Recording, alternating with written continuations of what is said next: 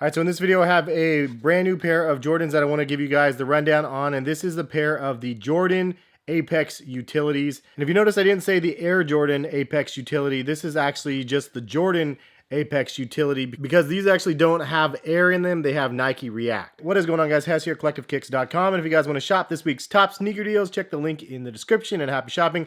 Also, if you guys have any shoes that you guys want me to throw on the display wall behind, leave a comment, let me know. I don't know really what to do. As you can see back here, I actually have the Dornbecker collection 1, 2, 3, 4, 5, 6, 7, 8, 9, 10, 12, 13, 15, and then my own collaboration over here. So I have just those as of right now and a couple just other miscellaneous pairs.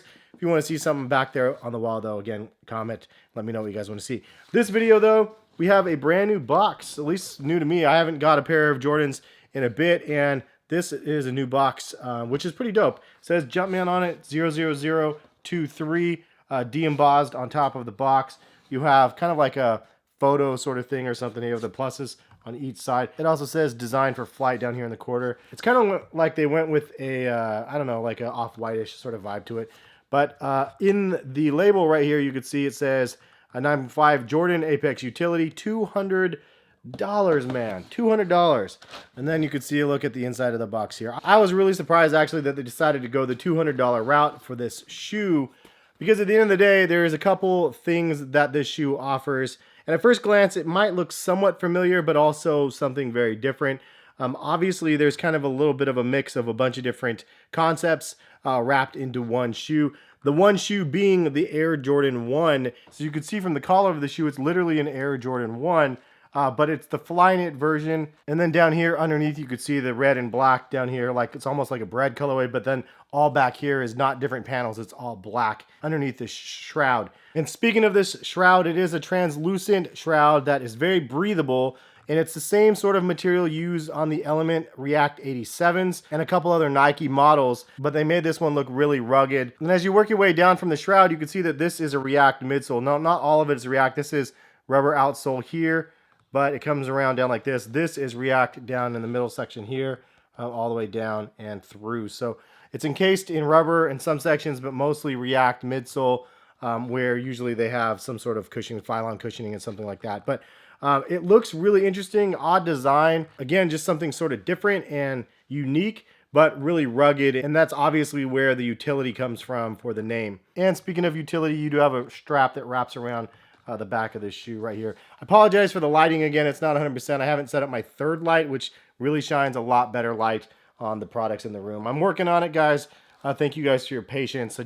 The room is a disaster right now, and I'm too busy focusing on the rest of the house, so I'm just trying to knock some of these videos out as I go. But cool looking strap on the back here, and it exposes a red Jumpman when you take that off. It does say visitor on the tab, and I honestly don't know why it would say visitor. I mean, this one doesn't say home. I don't know. It says visitor. If you guys know why, leave a comment in the comment section. I have no idea why it would say that. Probably one of the coolest features of the shoe, in my opinion, though, is this tongue. And the reason why is because it's just different. And it's not just one layer. It's actually two layers. So you have an outer layer that is of the clear shroud, and it has a loop here. And then also underneath it, it has a little button right here. That's literally a button that connects onto the other part of the tongue. So you have the Flyknit tongue here in an interesting rib pattern, and then the button actually connects on to that. So it holds it up, and one's on the inside of the upper and the other one's sort of on the outside of the upper. But it adds a nice little layer effect to the otherwise plain Flyknit look. So that's kind of this shoe in a nutshell. It is called the Apex Utility, and the definition of utility is the state of being useful, profitable, or beneficial. Profitable, obviously, for Jordan Brand with that $200 price point, hopefully. But apex means the top or the highest part of something, especially one forming a point. So it's the peak, summit, pinnacle, whatever else you want to call it. So this is like the top useful Jordan. Is that the translation for that? I really don't get the naming convention, but I do like the fact that it's not called the Air Jordan. Like, they didn't mess up and call it the Air Jordan Utility. But let's talk about the big thing about this shoe. And that is the crossover between Nike and Jordan Brand with the React technology. So this is one of two pairs of Jordan sneakers that have React technology thus far. And this one sold out really, really quickly. The other one, however, did not. It is available on Nike.com, and I'll link both of them in the description if you guys are interested in buying either of them.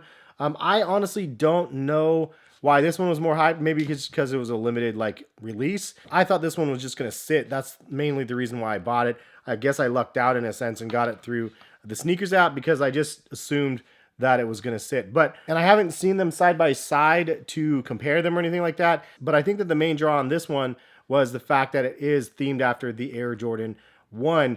And the funniest part about that is literally underneath this shoe is an Air Jordan 1 Flyknit mixed on a different midsole and outsole. So it's like that shoe didn't really do very well. It started off with a lot of hype because it had a bread colorway, and then as they released more Flyknit Air Jordan 1s, you found them at outlets basically. So in essence, it's like you almost took an outlet shoe and then threw on a couple different things, including a new shroud, a strap, and some React technology. And now you have an upcharged and a premium product on your hands because of that. But I'm not mad at it any which way. I think it looks dope. It is a really cool looking shoe. And personally, I'm a fan of the fact that Jordan Brand is bringing us something new, something a little bit different, a play on of something that we're familiar with, but also reinvented in such a cool different way than we would expect from Jordan Brand. Some people that traditionally love Air Jordan 1s might not like this feel because it is way more cushion and way softer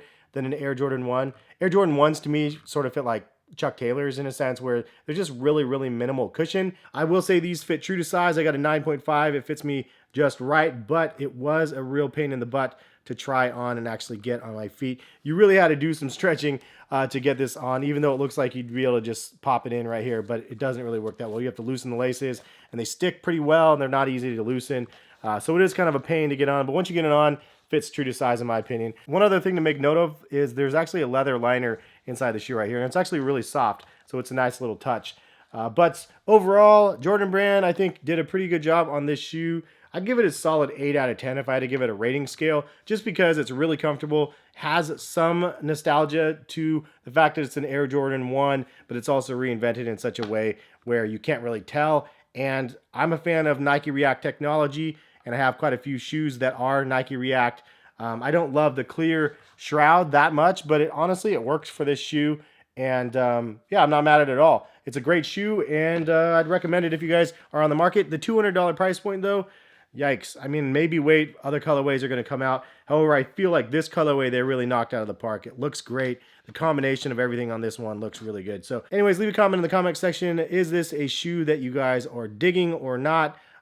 Curious to see what you guys say in the comment section and reasons why. I always like it when you guys are more descriptive than just like, I like it, I don't like it. I really like it when you guys give lengthier comments of why you actually like it or why you don't like it. So feel free to leave a paragraph or so in the comment section. I definitely read them. But have a great rest of the day. Hopefully you guys enjoy the video. Subscribe to the channel if you guys are new to my sneaker channel. Notification bell to be notified of when the videos go live. And that is what we have. More videos very soon. Peace, guys.